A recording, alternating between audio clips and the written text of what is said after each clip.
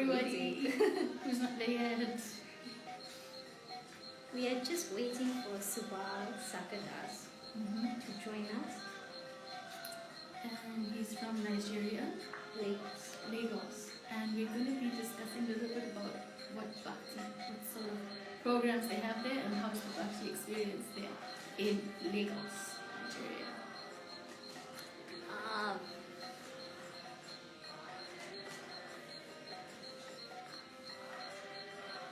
Here's Welcome, Subhala. no, why we're not able to click on outside. Hare Krishna Subhala, just send us a request, please. We're not able to click your name and all of that.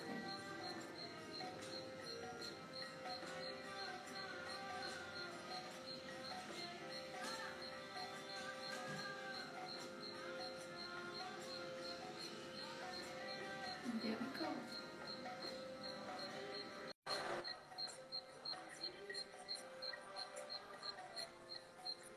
Oh, we need to see Subhala. Hare Krishna. How are you? We good, and you? Fine. The audio is clear? Yeah, I can. You can hear me? Yeah, I can hear you. It's a little soft. Can you hear us clear? Yes, I can hear. Oh, good. Okay, that's great. We don't have to scream. Welcome. It's so nice to see you live. We did a test earlier today. But it's really nice to have you online with us. And we Thank have you a very time much. zone difference of about an hour, I think. Eh? Okay. So, Problem. yeah, we're really happy that you can join us for today's Bhakti journey this Sunday evening. And I guess we'll just do a short introduction and then we'll just get into, you can share with us everything. All right. So, Hare Krishna, everyone. So, Subhala Sagadas is actually from Nigeria, Lagos, and he was born in Port Harcourt. So, he moved quite west of Nigeria. And he's a disciple of Bhakti Damodar Swami. And he is actually the temple commander of the Sri Radhashama Sundar temple in Lagos. And he's also a pujari, and he studied at Naon, a university in Nigeria. And he studied business and entrepreneurship, and he's currently working as well. So we're very, very happy to have you with us today. Hare Krishna. Thank you very much. I think Sachi deserves an award just for remembering all that. So yeah, we're really excited to hear from you. So you can share with us how it is that you came to Bhakti. Yes. So can you hear me? Yeah, we can hear you. So I was born in the movement. My both parents. Can you hear? Yeah, I'm just adjusting our volume. Yeah. Okay, cool. Okay. So I was born in the movement. My both parents are devotees. Matsura Prabhu and Her Grace Kunti Devi Dasi in Port Harcourt.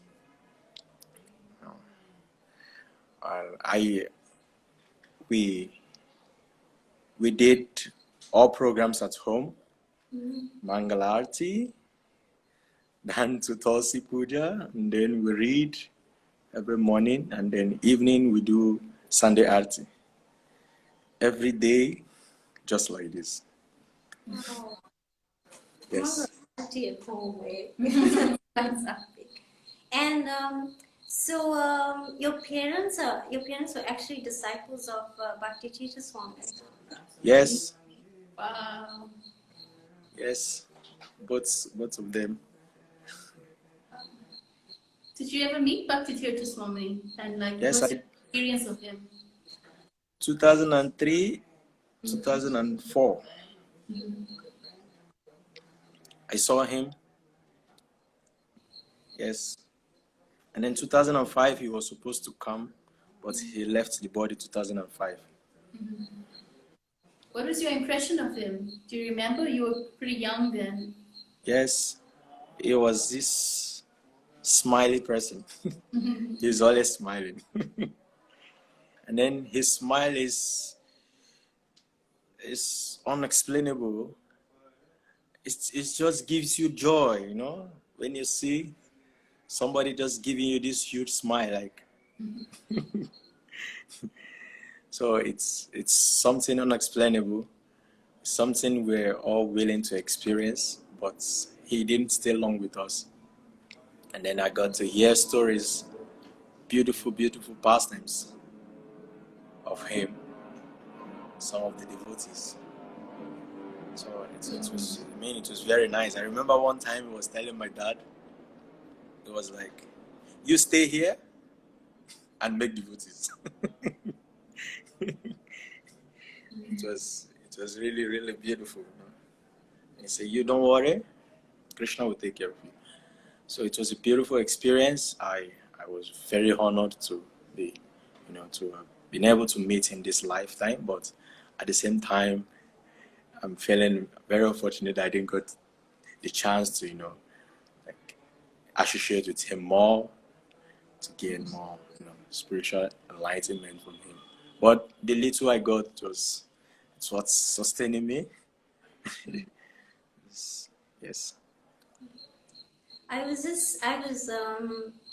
reading a bit about from the Back to Godhead magazine just today of how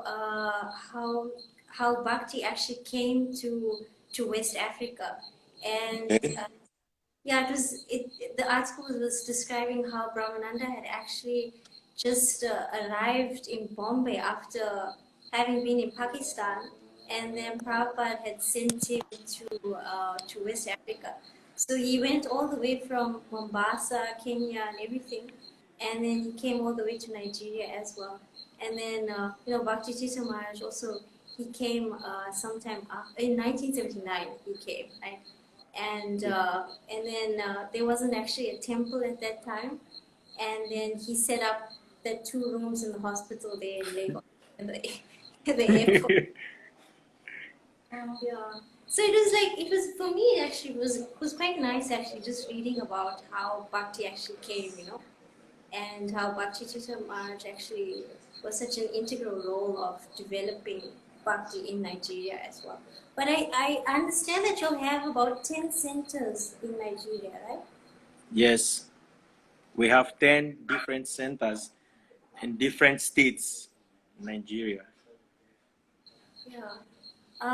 So you currently in Lagos, right? That's the Shishi Radhasham Sundar temple. Yes. And your mom Kunti Devi, she's still in Port Harcourt. Yes. Oh, okay. And there's another center there as well, right? Yes.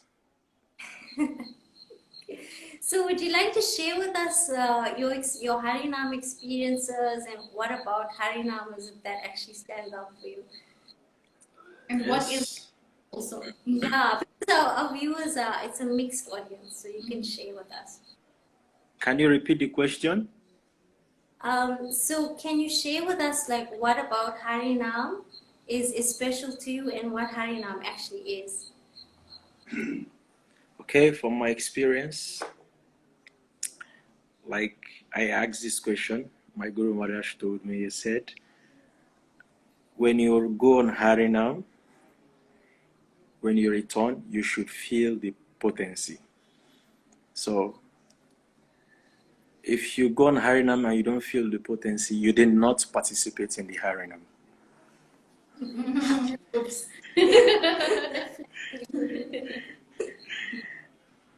You did not participate, because if you do participate, then you must feel the energy. Yes, everything has energy, so you must feel it. So when you go, if you're feeling down and you go on Harinam, when you come back, you should be more happy. Yes. Yes. One time I was having some doubts. I was passing through some difficulties, and then that Saturday, I was feeling very reluctant to go for Harinam. Extremely reluctant. I was giving excuses not to go for Harinam. and and then he came. I was sitting in the temple. I was doing my job. He said, "No Harinam today."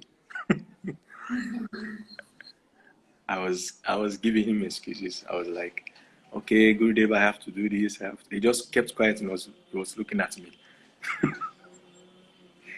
Then he picked up the characters and he was about to go out. And I remember, oh, I'm doing something wrong. So immediately I took the mridanga and I went out. So he started chanting. After 10 minutes, he gave the characters to some devotees. He said, "You continue." So when we went on Harinam that day, the Harinam was different from other days. I was feeling bad. I was giving excuses for doing my service. So I felt I should participate more in the Harinam. And the experience was superb. Something I cannot explain. There's no word to explain it. So I got my first experience. When I came back, I was feeling very active. My doubts were cleared. I don't know how, but Krishna did it. And then I came back. I was just sitting and I was watching. And he said, "How was Harinam?" I told him Harinam was different. He said, "Yes, because you participated." And I was feeling overwhelmed. I don't understand. I mean, I've been going on Harinam. I've been participating. He said, "No, because you participated. And then you." Yeah?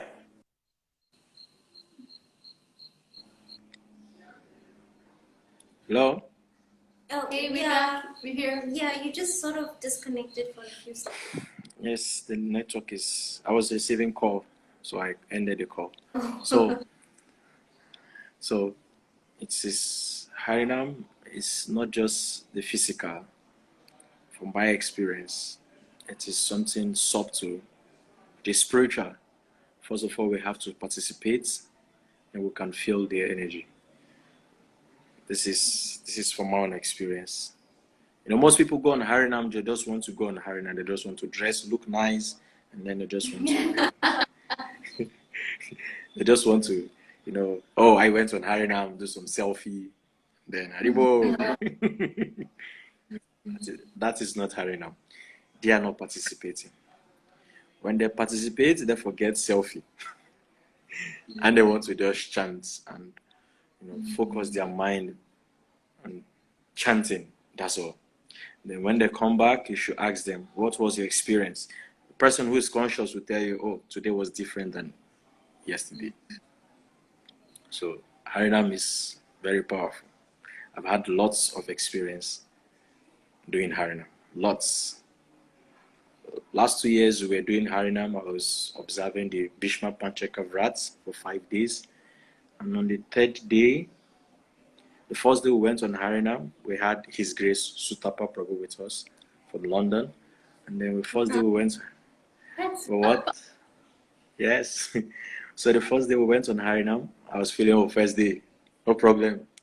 I was feeling vibrant. The second day, to wake up was heavy. And the third day we went on Harinam. We were supposed to go. I was telling the temple president then, at that time, I was telling Prabhu, I'm feeling very weak. And he was saying that I should go on Harinam. Krishna will take care of me. So I told him I will leave my body. He said, yes, leave your body in the Harinam. So you go back home, back to Godhead.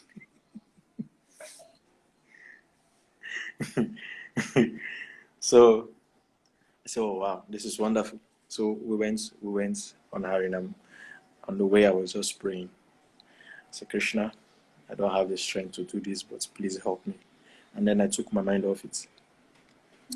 The Harinam was heavy. I was jumping, dancing, singing. I had the strength. I don't know where it came from, but the strength was there. So I felt, wow, it's something spiritual. It is not about the physical. Krishna is always there. Yes. So we must feel it.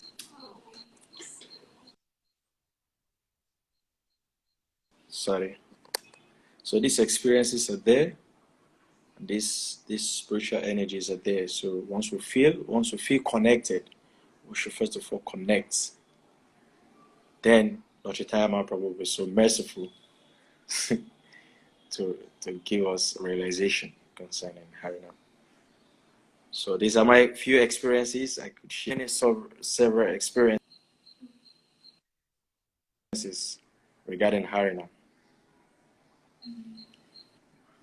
How do you feel that Harinam has shaped your experience of mantra meditation?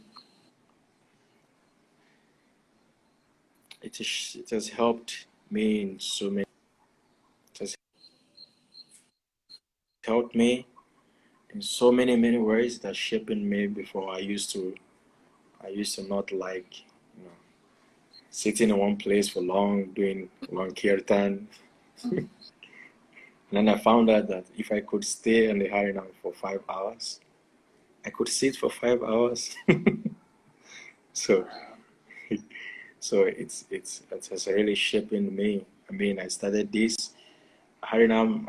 I feel more happy on going Harinam presently, and I feel, in short, most of the times I do get my inspiration from there. When I go on Harinam, maybe I'm thinking how to do some things. When I go automatically, I'm getting the answer. So I feel, oh wow, this is good. It's really helped me, and I'm very, very grateful for Sri Prabhupada for giving me such opportunity to serve. I like that. I like that point that you were making about like being present in the service, like being present in the Harinam. Because I think, like myself personally, and maybe other people as well, sometimes we have the opportunities within Bhakti, like the literature, the classes, the saintly people, and everything, and then we may have sort of like where we feel we're not fully experiencing it, like it's like it's not happening, like. But so I really appreciated that point that you were making, that it really is about sincerely giving yourself in that moment and to be fully conscious and to be present, and in that way then we can receive grace like that. So I like Yes. Yes. Thank you very much. It's about when we do things. My Guru Maharaj used to say, he said, when we do things unconsciously, there's no results. Sure. When you do things, It hurts. but when you do things consciously, then there's a result. So true. Very true. It's like so That- important. That's why Chaitanya Prabhupada said we should consciously chant. Yeah. It is not saying act of inexperience. It's saying out of experience. We should consciously chant the holy name of the Lord. Then we will get the full benefits. But when we are in the kirtan hall and our mind is somewhere else, there is no benefits. When we are in the Harinam and our mind is somewhere else, there's no benefits. When we are chanting and our mind is thinking of something else, there's no benefits. So in order for us to fully get the full package, it's simple. I'll give you for example. How will you feel when you call me on video and then I just drop the phone and I'm doing something else? How will you feel? Yeah, it's sort of disturbing. Okay, so If you hurt, the person doesn't take the time to feel that you're worthy. yes, you feel this person does not regard me, he doesn't respect me, he doesn't value me, right? So it's the same thing. When we are picking up our japa, we are sitting into meditation, we are trying to communicate, we are calling Krishna. And then we keep on doing this, and when Krishna picks up the call, we are thinking something else. How will you feel? So this is it. We should Yeah. we should consciously do everything. In this way, we get the full benefits. I was thinking that it's somewhat like human nature that we forget what we have and we're always chasing something else, you know. And especially Yes. chanting, it's easy to forget that at that moment we have Krishna. You know, we can communicate, we can connect with him, but our mind just chases something else, you know. Yes. So we should. Haridas Thakur said, we should not allow the mind to go astray. We should be conscious that our mind. We should always have this in mind. In short, we should have this at heart that the mind is like a small child. It will always wander away. So when you have a little baby and there is a fire there, what happens? You're conscious of the baby, right? So that the kid will not put his hand in fire. So if you're chanting, you should be very conscious that, yes, I know my mind is going to go astray. So you should always have different techniques in bringing the mind back. What's your technique? Mm. Like, let's throw it back at you. He's He's been focused. shooting us, you know, like how. Tell us. We're gonna just knock the ball back into your court. So what's your techniques to Okay. stay focused? Okay, my techniques, because I know if I should sit, I will lose concentration. I will slip off. And so, therefore, I wake up earlier, very early, and then, or I tend to chant when I know there's no distraction. He's still shooting us. You don't understand?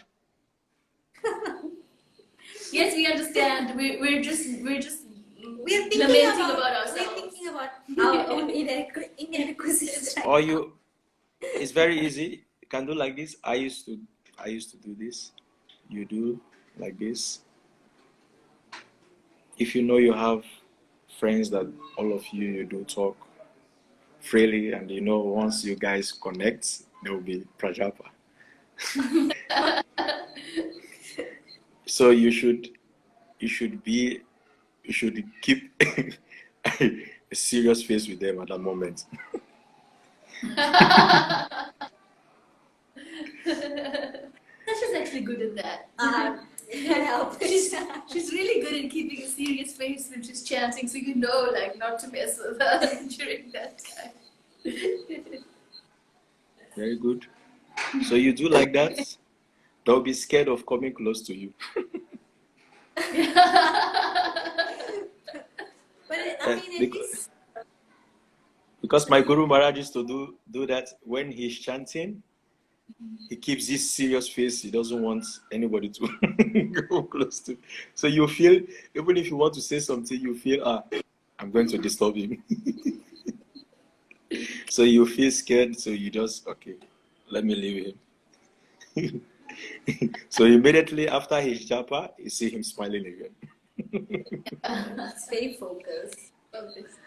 I like that So- point that if you have to create time where there's no distraction, because trying to chant japa in time when there is distraction, then obviously, you know, it's like you're starting off with 1 foot less, so to speak. Like half your mind. Hmm. But Subhal, at the moment, I mean, you're currently working, right? Yes.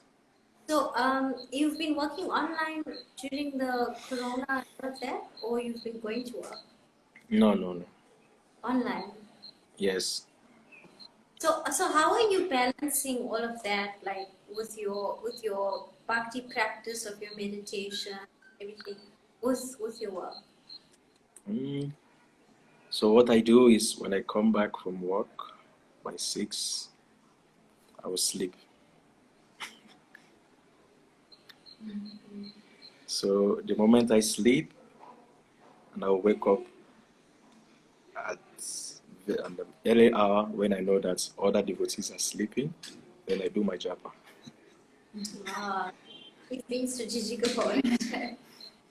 So before, if I should wake up by 12, 1, I know by 2:30 I'm done with my japa. So if I want to still take some nap, I can still. If I desire not to, I can just be awake doing some reading or something. But most times, I just continue. And then I come down, wake the deities, and then prepare for the Mangalati and everything. So this is how I have been managing to survive. It is not easy, but we have to try. So you sleep early, and then you wake up when everybody is still sleeping, and then you do your job. He's just killing me. He's got it pressed down. So what does it take, Subal, to shift your biorhythm? Because but I assume that it wasn't always that you could rise early and chant early. It's something that you trained yourself to do. But they used to wake up tomorrow. That is true. Already the training was there when we were little, so yeah. Okay. so they are just no. You can still do. I only did. See, everything depends on your mindset. That's just it. Wake up. I do. She has been. Let's not talk about me. Yes, back to Subal. No, it's good. She's appreciating you, so it's very wonderful. She's speaking as your good quality, which is good. Yeah, we got each other's back like that. But yes, you're saying that it's about a mindset, right? That's very true. It's about a mindset. Yes. If you fix your mind, okay, let me give an example. If you're going for an interview by 7 a.m. South African time tomorrow, what time will you wake up? Not at 7. Wake up. Okay, transport, how long, where the interview is, and then how long to get there, and when's my transport, and in my terms of wake up, how long it's going to take me to dress. If I have to dress formal for the interview, I'm going to need to iron those clothes, which is a mission. So yeah, probably gonna have to get up early. Yeah. Because you know it is important to you, so you're doing this. Oh,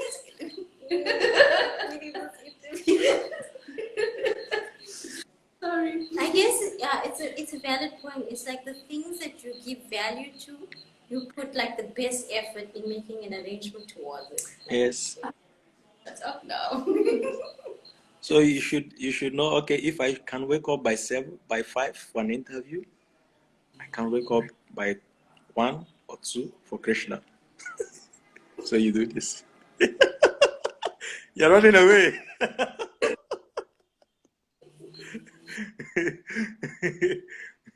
I think Subha, our Getting down. your lighting is Is there light you can put on? Yes. 1 minute. Sure. I think our previous speakers that have joined us, theirs was like kirtan and art and stuff, but his is definitely like sadhana and harinam. Like sadhana is definitely like right down there. Yes. Nice tips there. Yeah. And I that point of the thing that you actually you putting value in that you have to actually make an effort towards getting the best out of it as well. And then you plan your time actually around that particular practice. So then you fully focus. But can I ask you a question, right? Like a lot of us are actually working or we students and things like that. And to actually give 100% of our consciousness to a particular practice for a certain duration of time is sometimes challenging because at the back of the mind, like your responsibilities are still there. So how do you still maintain that focus in the practice for that time period? Yes, it is not easy, but most of the times, one of the things that makes us to be distracted when we are doing japa is when we don't finish some of the activities we were doing before. So what I do is I make sure I'm done with the activities of the previous day, and I'm only going to sleep with the consciousness of waking up and chanting. I think we should go. Like, that's brilliant. I think that's wonderful. I really think that helps. That I've cleared my mind because it's like something Mahatma Prabhu calls to-do list japa. Yes. You know, Yeah, Hare Krishna, well, Hare Krishna, Krishna Krishna, and it's like all the things I need to do today. You know, but sometimes it helps you get but that's the problem. but it's wrong. That's the problem because it's just like, if I have to be honest, I notice the times when I'm trying to be distracted because it's easier than trying to make the connection with Krishna in japa. And it's a cheating. It's a cheating form of meditation because it's sort of going through the motions of the process. But I appreciate that point because if I actually plan my day in the night, my next day in the night, then when I get up, I don't have to think about what I have to do. It's already set out. I don't have to think about how to do it and when I'm going to do it. It's already there. So I really do appreciate that point. It's really useful for anything, for just life in general, so that the morning is free. I need to start getting back on that. Thank you, Subhala. This connection is breaking. Mm-hmm. But I think Can you hear me now? yeah. I think also what it is like, like the image that I'm getting is like there's a lot of like focus and discipline, and it's like I think it's one of the things that Prabhupada like used to emphasize is that you be conscious and focused in everything that you're doing, and then like that focus that you have in your sadhana also like lends itself into the other aspects of your life, and you become fully focused in it as well. Yes. Yes. So it's like a whole program actually. Yeah, you see, Prabhupada designed it in such a way that even if a devotee is no longer staying in the temple, he can still cope outside. This is the design, but majority of devotees don't follow this. 80% don't follow. See, for example, if you have, like my dad is a very principled man. He has his list every day. So what he does, he cross-checks it, and then whatever he has not done that day, he has to do it. He has to do it. And then most time I will see him, he will wake up, even if he wakes up late, he will do the first round of japa, and then when he goes to work and then he comes back, he completes it at night before he sleeps. He does this every day. The same thing with my Guru Maharaj. When I'm serving him, he has a small notebook. He always keeps with him. So he ticks. Whatever he has done, he ticks it. Yes, sir? He ticks it. Okay, I want to go. Most times I do have my own book according to him. So he will like, okay, remind me tomorrow I'm supposed to go here. Okay, I've tapped in my phone. Tomorrow, the first thing I tell him in the morning, okay, Gurudev, we have these things to do. So, okay, the first thing he has to do it. And then after everything, first, before he goes out, he finishes his japa. That one, it is 100%. He doesn't miss it because he wakes up very early. So I see from there, okay, fine. I could plan my own in same manner. And it has been really helping. So if you have your to-do list, always make japa the first. So when you go, okay, let's So when you want to sleep, you say, okay, fine, I have to wake up. 3, I have to do japa. Immediately you finish your japa, you tick it. So you know you're through with japa. So you don't have any problem with japa throughout the day. So you have the full consciousness of doing every other thing during the day. So you don't have to think, oh, I've not finished my japa. I have to feel close to from work early. I have to go back to the temple. I have to do this. No.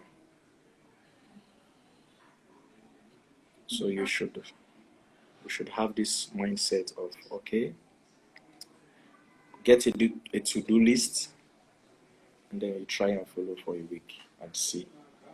If it is not working, then you tell me. Are you currently residing in the temple at the moment? Yes. Oh. And then there's just 2 others. It's just the 3 of you all living there. No. We are 15, but only 3 devotees are working.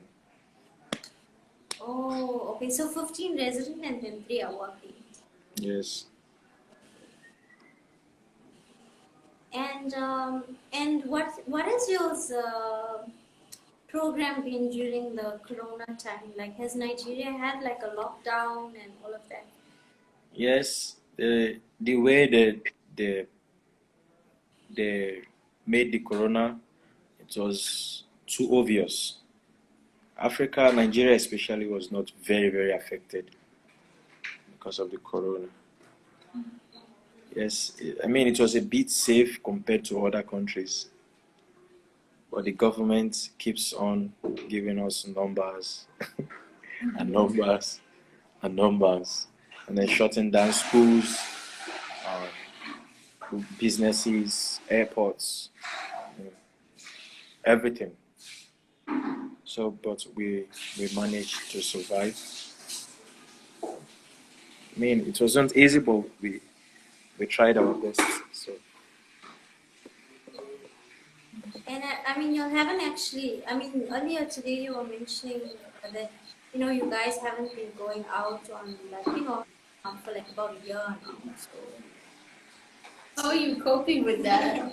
You must be missing it. yeah, we, that the lockdown majority is for businesses, the markets, and then the boundaries. It's not like it's something that we can't actually walk out of the streets and then feel at home, walk some distance and then some other things. No, it is not like that. It was a bit free compared to other countries. Yes. and so you have 4 sisters, right? 4 sisters. 4 sisters and 1 brother. Yes. And your one sister, Tulsi, right? She's living in India right now. Yes. And when did she leave to live in India? She left 2018. Oh, okay, just 2 years ago. Right? Yes. What is she doing there? And she's studying. She's into Ayurvedic, and then she's learning dancing, Indian dance, and then she's a nurse, so she's doing her programs there. Tulsi, right? Yes, Tulsi Maharani Devi Dasa. And so the rest of your whole family are Bhakti yoga practitioners. Yes. Wow, that's so nice. Nice. And you've spoken so warmly of your Guru Maharaj, your spiritual master. Would you like to share with everybody how you actually met him? Yes. So I came 2016 February, and we were planning on going to India for my dad's health. He was very ill then, so we came and we were making some preparations to go to India, but some other Krishna did not permit. So Then the temple president was Kavi Kanapura Prabhu. So I started serving, doing some other activities, and then I had, okay, Maharaj is coming. I was like, which Maharaj? And he told me, oh, His Holiness Bhakti Damodara Swami Maharaj is coming. So I was like, oh wow, okay, let me know. So he came. I was always feeling reluctant. Then I've not found so many techniques of doing my job. I was always spacing out, doing some unnecessary things. And then one morning, when they were doing japa in the temple, I came up to the ashram. I sat, and then I was holding my japa bag, and then I slept off. Then he came to where I was sitting, and he was chanting, Hare Krishna, Hare Krishna, Krishna. So I was asking myself, who is this person? So immediately I opened my eyes a little bit, and then I saw, this is Maharaj. I was asking, should I put obeisances or I should just walk out and leave? So eventually I did put obeisances. Then he asked me, why are you not chanting? I did not have any excuse to give. So I said I should finish my 16 rounds and I should come to his ashram to meet him. So 16 rounds became a very huge, huge thing. It took me the whole day before I could finish my 16 rounds. So, and I finished, and then I went to the room. He gave me cake prasad. And I was like, oh, he's bribing me. So he told me, when you finish tomorrow, you come and take cake also. This is good business. So I was finishing my japa just to go and take cake. The sweet was a motivation. Marge? So from cake, he started giving me his remnants of Mahaprasad, and because of when I finish my japa, is a bargain. So if I don't finish my japa, no cake prasad for me. So I have to finish my japa and have to go and tell him, show him, oh, I'm through my japa. It's okay. This is cake prasad for you. So I did this for some time, and I realized it is not just about the prasad. I started having some taste in chanting also. So I started, the temple president asked me to be serving him. So I did some service. I was serving, not to get anything in return. I was just serving. I just took him, okay, this is like my dad. Let me just have him like that. So I served. I was doing that service, and I was getting some purification from him. I was doing that, so many tests and everything. But he still encourages me. He has this smile, this encouraging smile that just like Bhakti Swami. You just feel like when you enter, you don't need to speak. But the smile alone gives you this comfort that, oh, this person understands me. So I will do this, and he will ask me, so how are you doing? I'll tell him I'm fine. So he was engaging me, and then I was feeling, connected gradually. And then at 2016, September 11th, I was doing my normal service that morning. I didn't know there was going to be initiation that morning. I was doing my normal service. So he asked me, who gave you your name? I told him, Bhakti Swami. He said, oh, I see. So have you been completing your 16 rounds? I said, yes, I've been doing that. I said, okay. So you should go and shave your hair and get ready for initiation. Sure. I was like, no, before that day, I already had a dream, similar dream concerning initiation. I didn't share this with anybody. So before that day, 2 days before, I had similar dream. I saw Bhakti Swami and I saw him, and I was like, okay, walk with us. And they get to a point, and then there was a fire, and he asked me to sit. I didn't get the message. So 2 days later, when he told me there would be initiation, I should shave and get ready. I was feeling in my mind, oh, I'm not ready. So I didn't say anything to him. I went downstairs, and then we started making preparations for the initiation, and then we went, got arranged. My sister Tosi, then she took initiation a day before we took initiation. Tosi Maharani. So I was asking her, so how did you feel after the initiation? Is there anything new? Is there any power? So she was, yeah. I asked her and she told me it is not just about throwing grains into the fire. That is the physical aspect of initiation. The spiritual aspect of initiation is when you're keeping the vows. So I was like, oh, so the main initiation is keeping the vows. She said yes. It's okay. So we got initiation that day, took initiation, and then I was bearing just Subhala. So he said, okay, from now on, your name will be Subhala Saka, and then he gave me the Japa bag, the Japa bead, which I submitted a day before the initiation. Because he asked me a day before to go and get 6 beads. So I went there, I said, okay, 6 beads. I didn't count myself. So I took the 6 beads and I gave to him. And then he told me, it is not complete.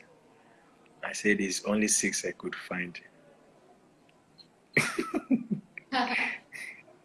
So he was having one there, so he added it became 7.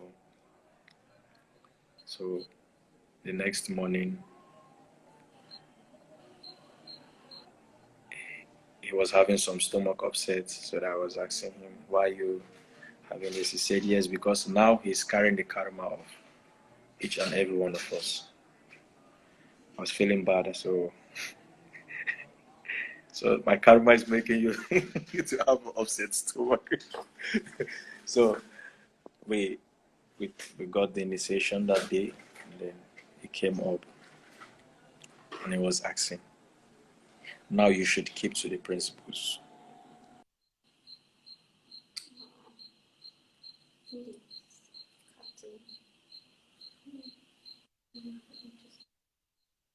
Now you should keep to the principles. I said, all right, no problem. The next morning I was doing my japa. It was a heavy test, very heavy. My mind was very disturbed, very disturbed. I ensured I couldn't. At the time, I would just hold the bead and I would just be like, I'm lost. So I explained it to him. He didn't say anything. He kept quiet. I didn't get an answer the first day. The second day, I said, okay, maybe because I didn't wake up early. So I woke up much more earlier.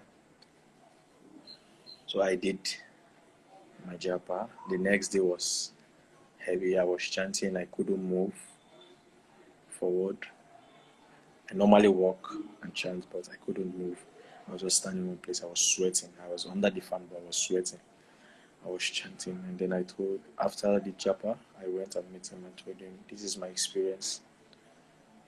And he said, yes, because you were able to give full concentration, you were able to experience the benefits. And throughout that day, my day was peaceful. I didn't have any difficulties. I felt, oh, this is real. So I was, trying my best, still serving the temple as a temple commander and as an assistant pujari. So after then, early this year, my dad got really ill, and then January 13th,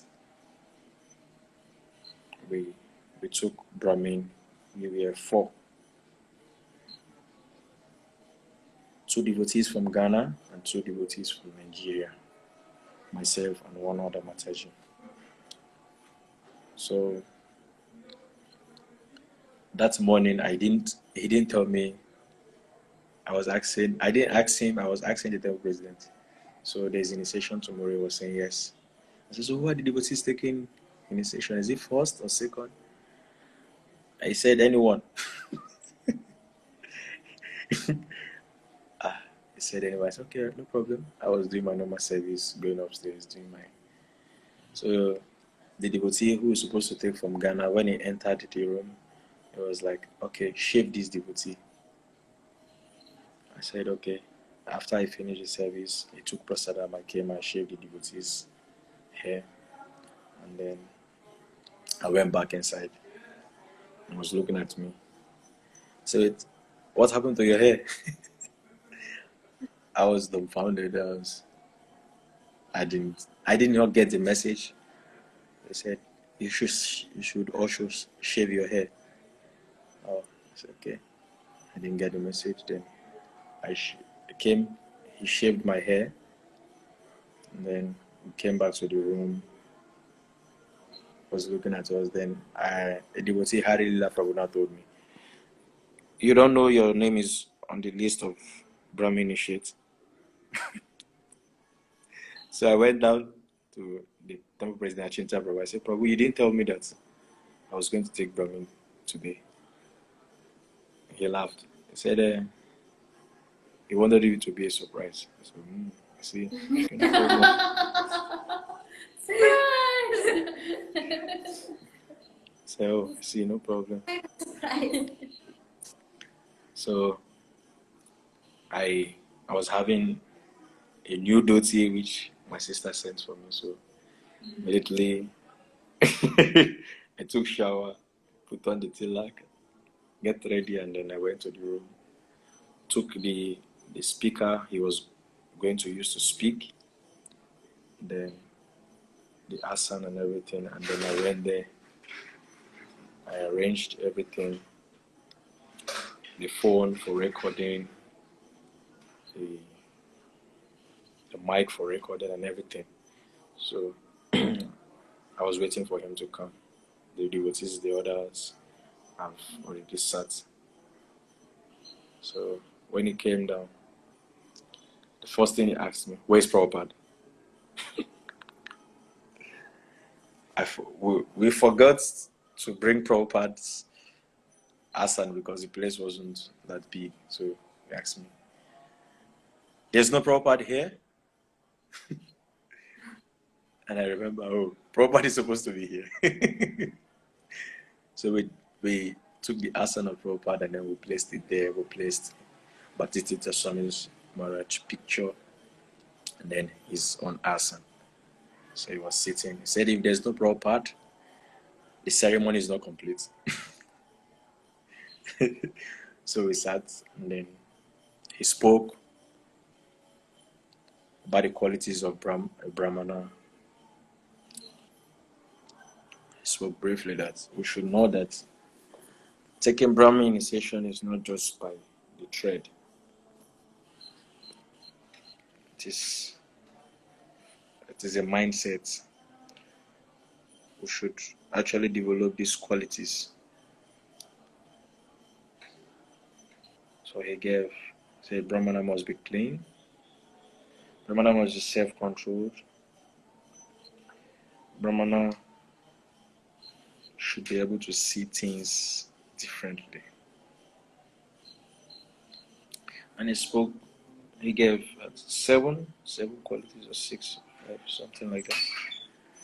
And he said we should work with these qualities. And then he called. I went and then he spoke a little about me, and then he gave me an initiation. When I took the thread, I felt as if a load has been put on top of me. I felt it. I kept quiet. I didn't say anything. So later I went and asked the temple president, I said, Prabhu, this is how I'm feeling. He started laughing. Then he told me his experience when he got Brahminization. So, I'm so sorry to interject. It's just that Instagram allows us about an hour. oh, So yeah, we've got like literally about 6 minutes or so left. okay. And then it's gonna cut. But I'm sure the temple president actually like described like some interesting story that gave you some encouragement about your initiative. But I like I mean it's nice to actually hear how you met your spiritual master and how valuable it actually is to have a guide in a spiritual practice, and that the practice itself becomes alive when we actually commit ourselves to actually following those vows. That's the thing that actually makes it alive. So it's not like Yes. just mystical sort of experience, Yes. but that commitment that we actually make. So Yes. yeah, And thank you so much for helping us remember Bhakti Dhira Damodar Maharaj. I also remember him fondly. And for helping us remember Bhakti Tirtha Maharaj, who's done so much in South Africa. I remember that smile. It conquered me. And thank you for reminding me to make the chanting Hare Krishna priority, and just bringing up the opportunity to be present. I'm really grateful for those jewels that you gave us. It was awesome talking to you. Thank you also to Siobhan Naidu, who's been making some beautiful comments. Siobhan has been appreciate your progress. Yeah, we appreciate you too. And I think we're going to have to leave it there. Yeah, but it was really lovely speaking with you, Subhala, and hearing about Bhakti and Harinam, especially in Nigeria, and it's actually quite inspiring that your entire family is actually practicing Bhakti, and that this actually how you've actually been raised from your childhood with so much of focus and so much of attention, and how that shaped and influenced how you actually practice your spiritual life. So it's been kind of inspiring. And I see some moms in the chat, so it goes a lot to say, how we put energy into children and what it can result in. Yeah. So thank you so much. I think we have time for. Yeah, it's Instagram is gonna cut us off. Okay. But Thank you. Thank you so much. Thank you very much. And happy chanting. Happy to. Thank you. I'm really very happy you've given me this opportunity to speak, and I hope that in the future I'll be able to, do something wonderful for you also. Awesome. Thank you so much. Hare Krishna. Hare Krishna.